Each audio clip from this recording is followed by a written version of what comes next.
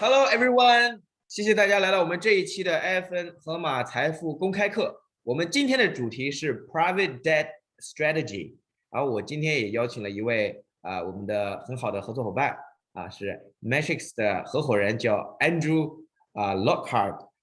我等一下会介绍他出场，跟我们大家认识。按惯例来开始之前跟大家去讲一下今天的一个免责声明，就是我们的所有的财务建议呢，今天讲的都是 general advice only 我们不会没有去考虑您的这个具体的目标和个人状况，只是为了去跟大家去分享这些知识，让大家建立自己的认知。另外呢，有认识我们的，有不认识我们的。如果是 follow 我们一段时间的这个我们的忠实的粉丝呢，都知道我会跟大家去讲我的这个理念叫 3E 财富成长原则。我们找到自己热爱的一个赛道，然后去学习里面的知识，然后用我们学到的知识帮助我们创造财富那河马财富我也简单介绍一下呢，是一家第三方的保险理财服务公司，主要帮客户擅长解决5大财务痛点，包括高税务、高债务、低收益、多风险和传承难然后我们也有几个东西呢是不说的这个你可能在我们这个webinar 讲座不会去发现，我们不谈高收益无风险的产品，我们是希望能够把很多的风险讲出来，让大家了解，让大家认知，然后找到自己符合自己这个风险系数的一个选择。我们也不讲短期致富的理论，我们认为财富管理如种树上面四句打油诗跟大家分享，然后我们也不做一些无法兑现的承诺，所以说很多时候呢，我们是希望实事求是把一些信息呢，让大家去了解清楚，让大家有自己的选择权决定权和知情权。然后主要的一些方向的包括我们分享的这个知识的方向，也在个人保险、养老金和投资这些方面。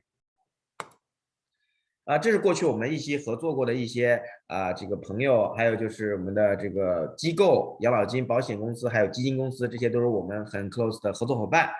然后上一次呢，我们也看到了，就是 Hyperion Franklin Vanguard 这些我们都有合作过然后这个呢，我自己的我就不多介绍了，反正就是在这个行业里做了有10年之久，各大银行Westpac、NZ。财富部、理财师、理财培训师，还有就是本地家族办公室的这个高净值理财这是我的过去的经验下面是我的证书在澳洲做什么事情都要有证书。这是我们的一个媒体合作伙伴，包括一些专业平台的合作伙伴。OK， 理财到底讲的是什么呢？我们之前也讲过保障财富、增长财富和传承财富是我们3大主要方向，根据您不同的人生的阶段和您的需求，您都会有不同的一个选择。在不同的这个阶段呢，您又有不同的一个策略和工具来帮助你实现您的那个财富的一个目标那我们之前也分享过，在投资这一个领域里面，我们除了把钱放在银行储蓄，还可以去买房子，这个都是我们非常清楚的。当然我们最近也有很多客户朋友去投资股票、投资基金那有一个非常非常主要的一个 asset class 呢，就是债权基金。我们今天的主题讲的就是债私募债权。那私募债权是什么呢？我跟大家介绍一下。OK， 这是我之前写的一些系列的这个分享，大家如果感兴趣可以加我的微信，然后可以有更多的一个细节的1对1的沟通。那今天分享的这个债权主题的这个主讲人呢，是 Metrics 的管理合伙人，他也是 Metrics 的投资委员会成员。那他在建立这个 Metrics 之前在澳洲有30多年的银行和金融领域的这个经验，负责过大型的多样化复杂的贷款交易和投资组合风险管理的这样的一个职务。那他也是有非常丰富的这样子贷款的技能，包括公司重组这一类的。那他之前呢是在这个昆士兰理工大学工商管理学位获得，还有就是工商管理硕士学位，这2个学位那 Metrics 是一个什么样子神奇的公司呢？ Metrics 跟大家去介绍一下哈。它是一家位于总部在澳大利亚的领先另类资产的管理公司。刚才我们讲的债是传统型债，比如说国债和这个公司债。那私募债呢是一个 alternative 这个 asset class 里面的那它对标的直接是私人信贷业务还有就是直接贷款业务。那目前在澳洲应该是属于非银行类里最大的这个私募债权基金，管理着约100亿 10 billion 的这样的一个大型的这样的一个基金。那 Metrics 呢也有一系列的这个创新的这个投资产品这一些呢我等一下都会邀请Andrew 跟我们去分享更多的这个 Metrics 的一些这个他的投资的 investment philosophy 他的一些 investment strategy 和他的一个 risk management 他的风控措施那我们现在时间就交给 Andrew Lockhart。Hi Andrew. Hi Jeffrey, how are you? Thank you for your time, for your patience, for me to introduce your experience, your expertise, and also metrics. So I'll leave the next half an hour also to your hand, and at the end we will have a question and answer about some questions that our audience may have. Okay, that sounds great. Thank you very much. Thank you. Appreciate the opportunity, and welcome everyone. So a little bit of background to our business and Metrics Credit Partners. Metrics Credit Partners is an Australian domestic alternative asset management firm that specialises in lending to Australian and New Zealand based companies. We established our first fund back in June of 2013, and our funds and business has grown now to almost around 10 billion Australian dollars in terms of assets under management. We've grown our team to now well in excess of 80 people working in our business across Sydney, Melbourne, and in Auckland in New Zealand, focused on originating or finding opportunities to directly lend to companies. And the key parts of the market that we lend to for corporates. So we lend to both publicly listed ASX, NZX listed corporates and unlisted private companies. We provide a range of acquisition or leverage finance transaction funding to predominantly Australian and global private equity firms that are active in the Australian market. We're a significant lender for commercial real estate purposes, things like residential land subdivisions, residential high-rise industrial developments and the like. Hotels. We also do a lot of project and infrastructure funding.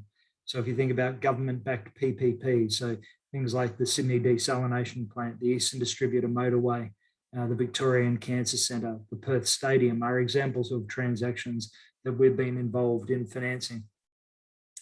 Here's a snapshot in terms of some of the companies that we've provided funding to.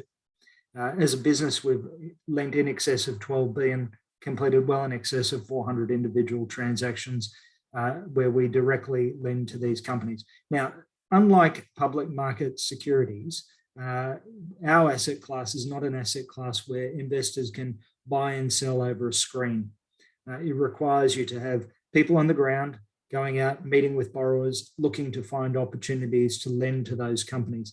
And so when we lend, we're obviously looking to negotiate transactions directly with companies, whereby we structure the terms and conditions directly, negotiate those transactions with borrowers directly. One of the interesting things in the Australian market is Australia does not have a deep, liquid, functioning corporate bond market. Most Australian companies are unrated, and so their ability to access alternative sources of debt financing is quite restricted. Most of them are heavily reliant on the banks for funding. And so what we seek to do is to compete with and work alongside banks to provide funding to companies. And really what we provide investors with is exposure from credit rating from A through to single B in terms of credit risk, in terms of the opportunity. And they are the kinds of assets and loans that would otherwise sit on a bank balance sheet. So as a private lender, what we're seeking to do is to give our investors exposure to the asset class, directly negotiated, directly originated transactions with borrowers. And part of the reason why we really exist is because of the increasing regulatory pressure imposed on banks since the GFC. So since the GFC, you've seen banks required to hold additional levels of capital on their own balance sheet to reduce the risk associated with banking operations that they're involved in. And that's often because the government is providing effectively a guarantee to depositors in banks. And so as a result of that, banks have been forced to increase the level of capital and lower the level of risk that they hold on their own balance sheet. And that's really created an opportunity for groups like Metrics. So when I think about it in the Australian market context, you have a lot of the superannuation funds that are invested in public market equities, and you've got banks that are providing debt financing. But often the position is that the bank's appetite or capacity to provide financing for companies is being impacted as a result of those regulatory changes. And given the absence of a deep functioning corporate bond market, borrowers have limited alternative choices available to them. Over the years, we've now grown to the position where we're the 15th largest corporate lender in the Australian market. You'll see here the market still is dominated by the 4 domestic major banks, and then we have a range of offshore and foreign banks that are active in our market, providing financing to Australian and New Zealand-based companies. It's our view that over time, the market share of the 4 domestic major banks will continue to reduce, and increasing presence from non-bank, non-regulated lenders will provide financing. So here's a little bit of a snapshot around our business and our activities. You know, we now operate 13 different funds for investors to gain access. 2 of those are listed on the Australian Stock Exchange, whereby we provide investors with access to our asset class in a listed tradable format. So at a retail level, we have three funds that are open to give investors access to the asset class. Up until the establishment of our various funds, it was quite difficult for retail investors to gain access to the asset class. So what we did is we listed 2 funds on market. MXT, or the Metrics Master Income Trust, was really designed to be an alternative to traditional fixed income. So until the launch of this particular fund, investors really had a choice in terms of traditional fixed income to go into things like hybrids or bonds, or to think about even deposits in banks. Here, what we've tried to do is give investors exposure to the asset class of directly lending to corporates via a listed vehicle, which means that investors can buy and sell on the stock exchange on a daily basis. That particular fund, MXT, seeks to deliver investors a minimum return of the RBA cash rate plus 3.25%. And we seek to do that with a clear focus on capital preservation, with income distributed to investors on a monthly basis. We have an unlisted version, so investors that don't want to be exposed to the volatility of the traded value of the units on the exchange might look at the Metrics Direct Income Fund. I would say that our asset class does provide investors with a lower level of market volatility of the underlying asset class. So we believe there are elements of our asset class that provide investors with stability of capital and a predictable known source of income. So a lower level of volatility and risk of capital loss as a result of the equity that is the first risk of loss. So if you think about lending to a company or a company's capital structure, the capital structure will be comprised of debt and equity. Equity is the asset class that investors are investing in, hoping that earnings grow and the value of the company increases. But it's the capital part of the capital structure that is first at risk of loss if there's ever a deterioration in the financial performance of the company. So again, if the company, say, or the project or the property that we're financing, say, is $100 million, and you've lent $50 million, the first $50 million of equity can be lost before you as a lender are at risk of incurring a loss. So MXT was designed to give investors exposure to a well-diversified portfolio, currently close on 200 individual loan assets, where the underlying exposure is directly to Australian companies. MOT, which is the Metrics Income Opportunities Trust, was established to provide investors with an alternative to equity. So often you get a lot of investors that will hold a portfolio of shares to drive or deliver an income for them. We believe that we can provide an equity-like income through the provision of debt, but again, reduce the level of volatility that investors are exposed to because the underlying value of their investment is predominantly held in the debt part of the capital structure of a company. So MOT seeks to deliver investors with a minimum target return of cash distributions of 7% per annum, net of fees and costs, with again income distributed monthly. All of these funds here are open. It really depends on the nature of the individual client or the investor. So we have funds that are available for retail clients, both listed and unlisted. And we have funds available for wholesale and institutional clients. So a number of our investors in our funds are Australian superannuation funds. We have a number of large insurers, global insurers that have invested in our funds, universities, charities, high net worth individuals, and again, retail and self-managed super fund investors.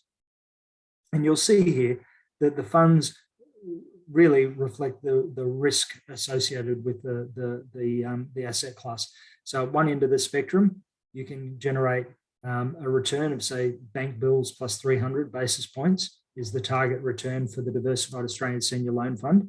And in that fund, you'll be exposed to predominantly investment grade loans, investment grade lower risk loans to corporates. At the other end of the spectrum, where we might be looking to generate a higher return, we might be investing in mezzanine or subordinated debt to drive a return outcome for investors. And there, the investor should expect a higher return reflecting the risk. So really what these boxes represent is a means for an investor to determine what is their return objective, how much risk are they willing to take to achieve that return, and then what are the ways in which they can gain access or liquidity to their investment. Again, the three retail funds, MXT and MBIF, the two retail funds, one listed and one unlisted, being the traditional fixed income alternative replacement option for investors, both seeking to deliver investors the RBA cash rate plus 3.25 with income distributed monthly. Since the launch of those funds, investors, the NAV of the fund has remained very stable, and investors have generated a return exceeding that minimum target return with the income distributed monthly. MOT, the Metrics Income Opportunities Trust, again, ASX listed. We've provided a level of capital stability in that fund where the traded value of the NAV has not fallen below the day one issue price of that fund. And we seek to deliver a minimum return of 7% per annum with income distributed monthly. In that particular fund, we do have investments that give investors potential risk to the upside or downside. If we're successful with those investments through equity or equity warrants or options that we hold, or profit shares that we've negotiated with companies, we may actually deliver a higher return than the minimum target. So when I look at the asset classes that are often displayed, this is data going back over 20 years from Vanguard, what you find is that a lot of asset classes expose investors to material volatility. Investors need to be able to time their entry or their exit from the market very well to be able to generate the returns that are available to them. But if investor is looking for a buy and hold investment, the returns from these different asset classes has often been quite low.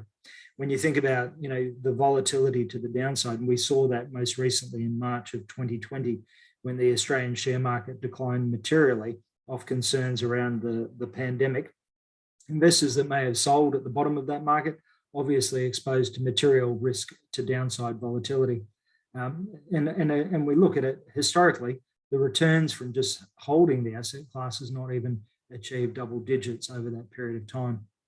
I compare and contrast that to a range of funds that we offer to investors. You'll see here an absence of downside volatility. So the funds have not exposed investors to the risk of significant downside volatility to the NAV of the funds, and have delivered an income to investors that I think is quite attractive, commensurate with the alternatives that are available in other asset classes. So the features of the asset class, obviously the underlying loans that we make directly originated, negotiated with the company directly, where we structure appropriate terms and conditions, and we impose covenants and controls, take security over the company, is a means to protect and preserve our investors' capital. Often you'll hear fund managers talk about the fact that they're looking to preserve investor capital. Often in public markets, that means nothing more than the ability to buy and trade in or out of their positions. For us, when we say we look to negotiate terms and conditions to protect and preserve investor capital, it's as a result of us taking direct action to negotiate those protective covenants and controls and securities with the borrower directly. The underlying income that is generated for investors off our lending activity in the form of fees that are charged to the company, so upfront fees, establishment fees, ongoing lending fees, together with the interest margin that is charged, becomes a source of income to our investors. Often the asset class provides for a material degree of diversification across the real economy, so not lending to financial institutions, but lending to the companies that operate in this market. And our lending activity is really focused on the large end of town, the corporate institutional part of the market. We're not talking about lending to small and medium-sized businesses. We're talking about lending for large projects, large companies with diversified business models and proven management track record. It is a private market where you negotiate the terms and conditions directly with the company. And as I said, we take appropriate covenants or impose appropriate covenants. Borrowers are subject to ongoing reporting obligations to inform us of their activities and take security. One thing that is often not fully appreciated by investors is the protections that are afforded to lenders as a result of Australian corporate insolvency law. Australian corporate insolvency law is a clear way in which you, as a lender, particularly a secured lender, have rights and protections that see you rank in priority to other capital providers to a company. So again, equity is the asset class that provides for the least level of protections or controls for an investor, whereas a lender, particularly a lender in a senior secured position, often has the greatest level of protections afforded under the various obligations in terms of priority of where you sit in a company's capital structure. The historical loss position here going back to 2009 shows you that in Australian corporate loans, the loss rates have been very low, where the maximum write-off, the net write-off, was experienced in March 2010, where it was 0.67 of 1%.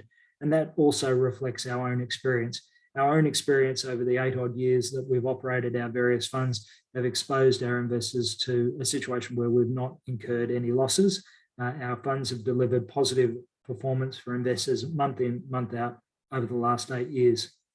When I look at the capital structure, this again highlights the protections that are afforded, again, highlighting the fact that if you do get a deterioration in credit quality of the company that you've lent to, that risk needs to be borne by equity.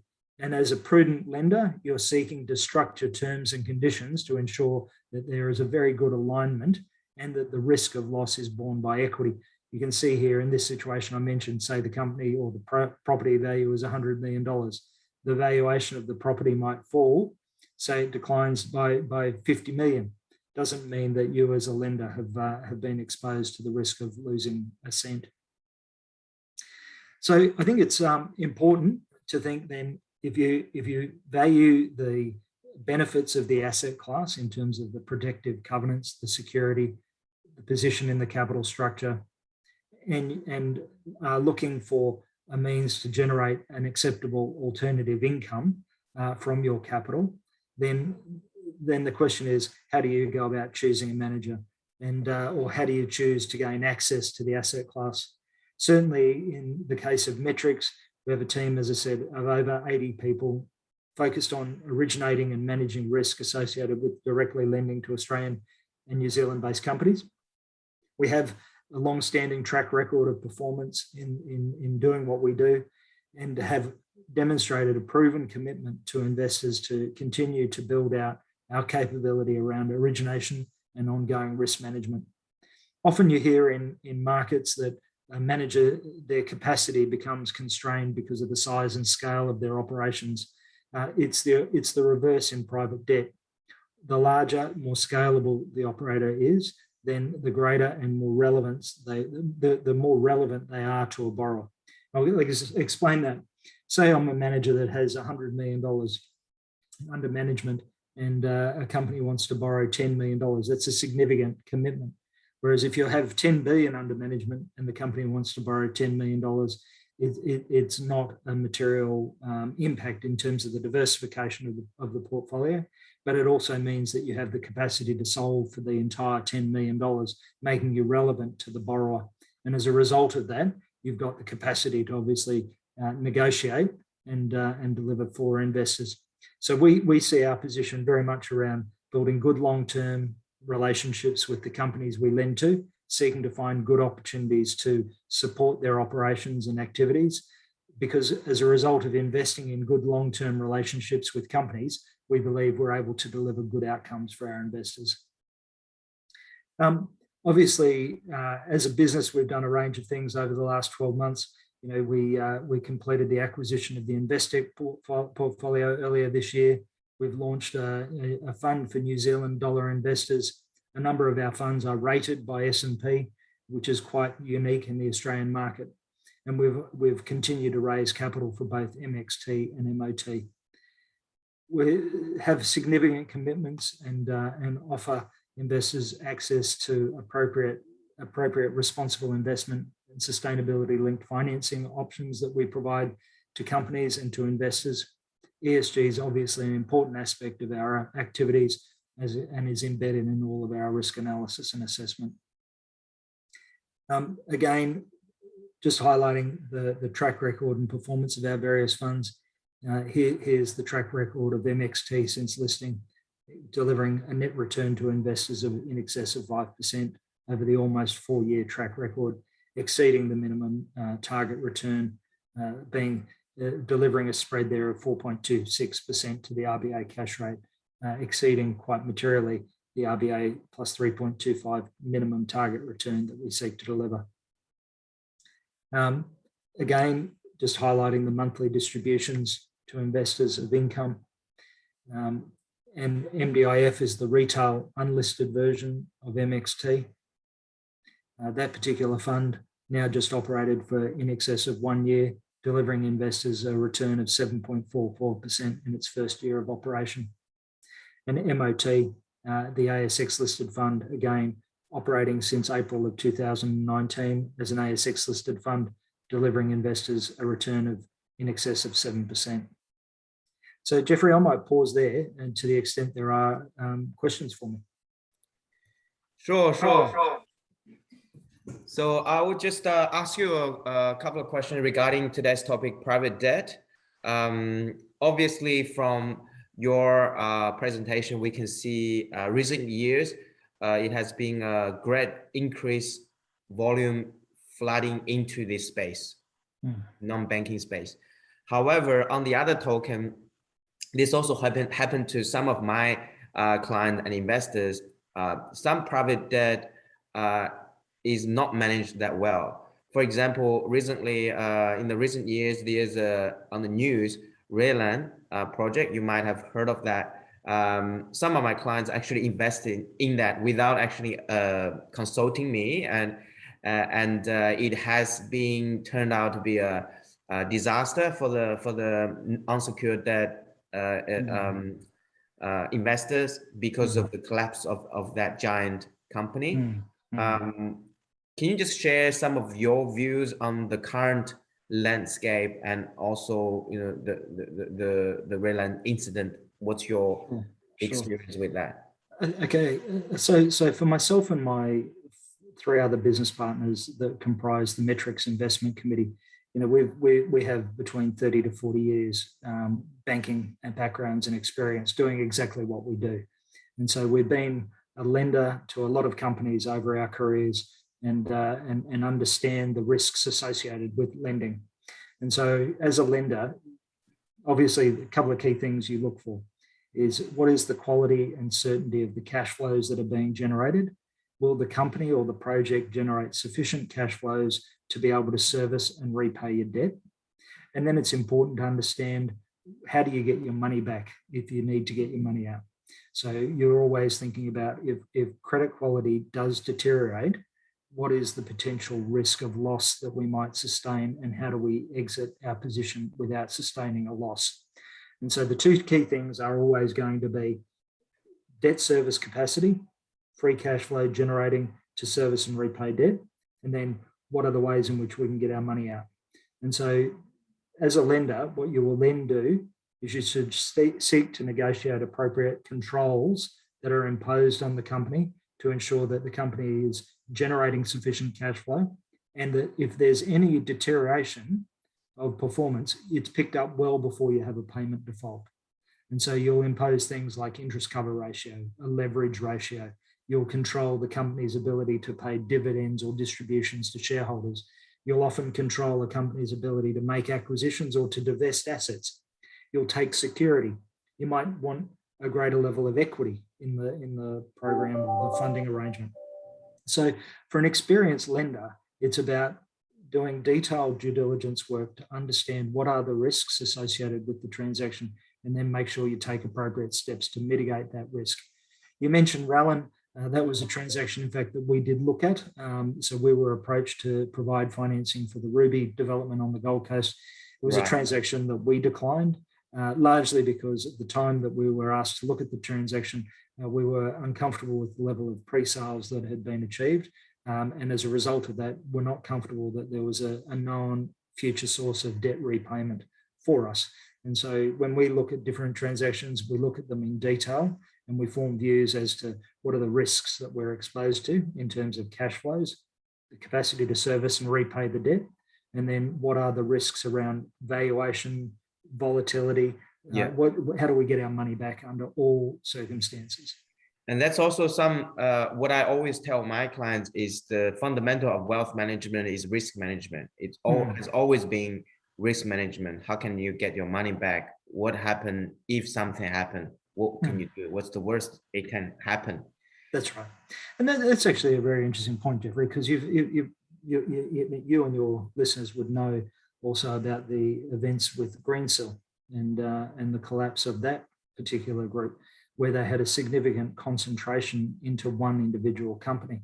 I think one thing that's really important as a lender is that you have diversification across your portfolio, that you don't have a concentration of risk to any one individual borrower, so that investors' capital is not unduly concentrated in terms of risk into one individual transaction. So it's important to do the work, understand and analyze the cash flows and the capacity to service and repay. But then it's also important to understand what are the risks associated with the company, what are the risks associated with the industry, and then what is the appropriate exposure that you should have to any one individual company. And I believe that well-diversified exposures are a clear way to mitigate and manage risk for investors in our funds.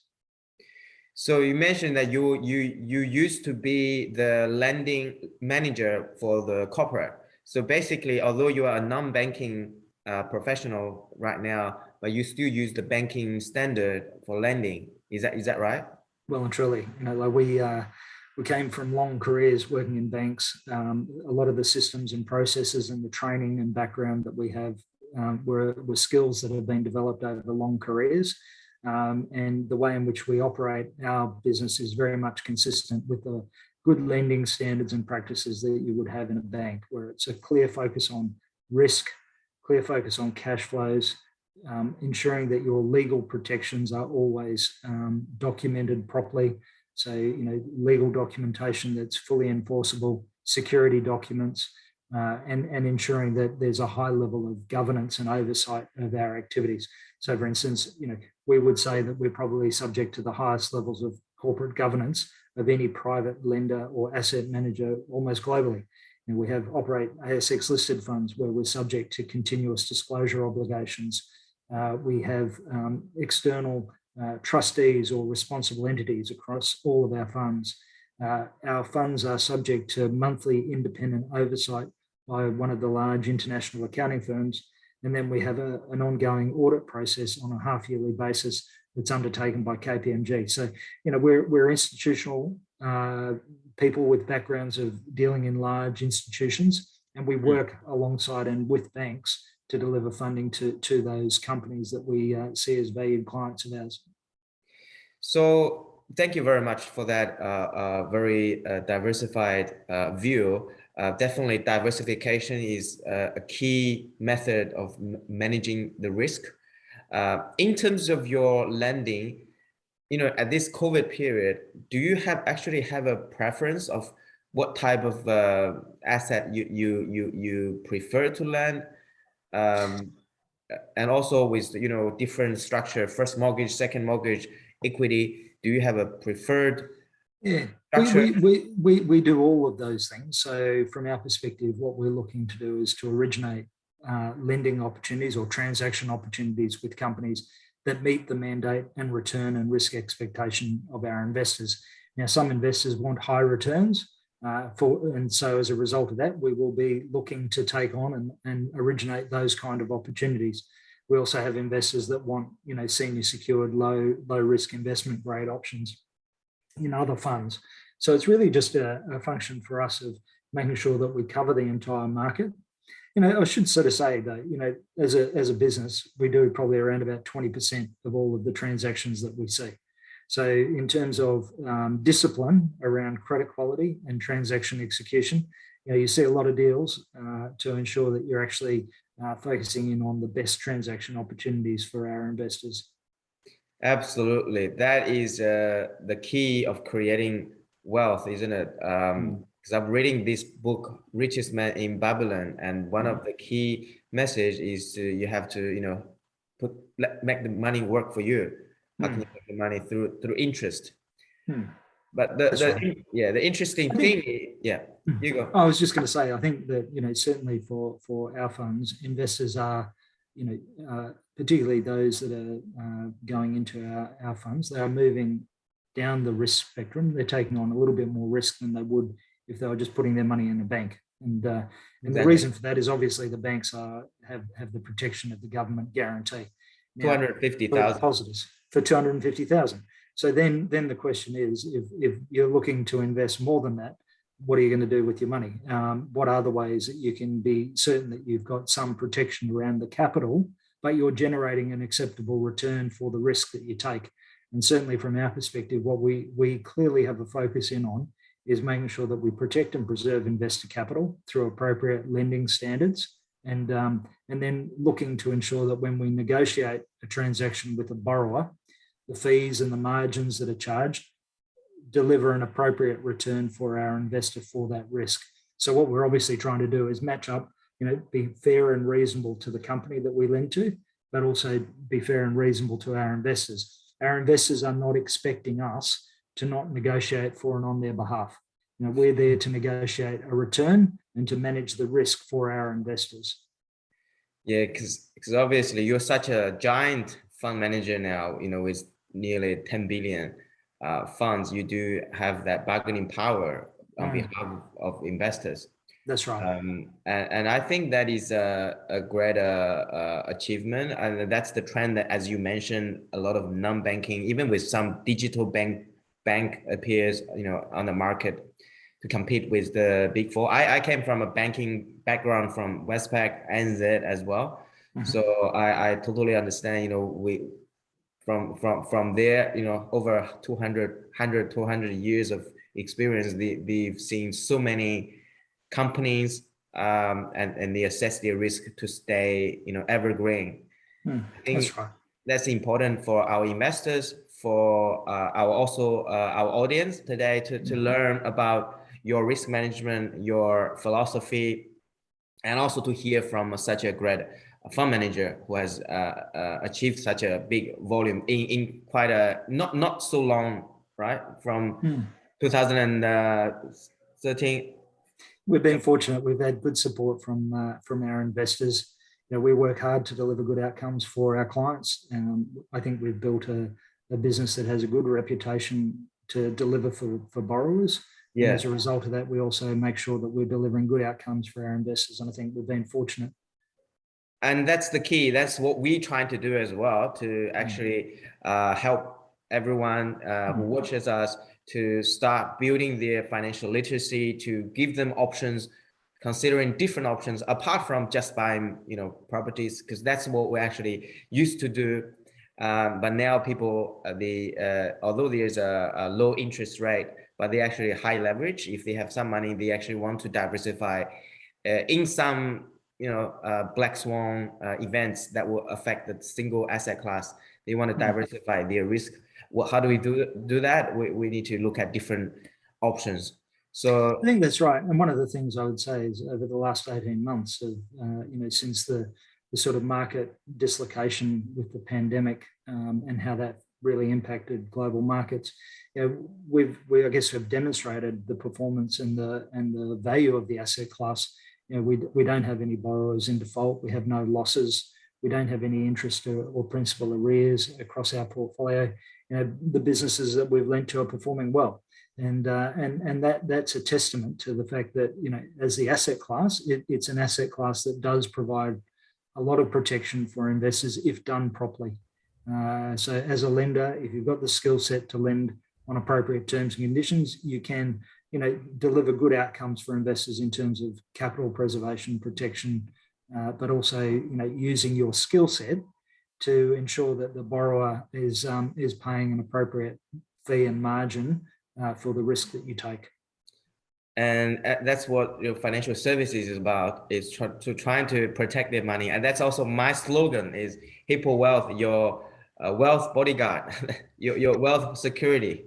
And we want to work with people who have a long-term view, who are concerned and risk conscious, so that you can actually go long-term. And that's the key, instead of you just ride up and down with the wave. And we want to have a peace of mind in our wealth journey.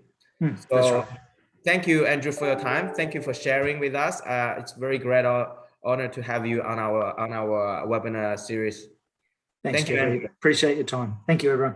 Bye. If everyone have any questions, please leave your comment and also reply our email. We can go into details. If you have any question about this webinar as well, feel free to talk to me. 如果大家感兴趣要了解更多的话，如果有对这个今天的这个分享有问题的话，也感谢大家可以联系我们，然后我们可以有一个1对1的沟通。谢谢大家，我们下次再见。See you everyone. See you Andrew.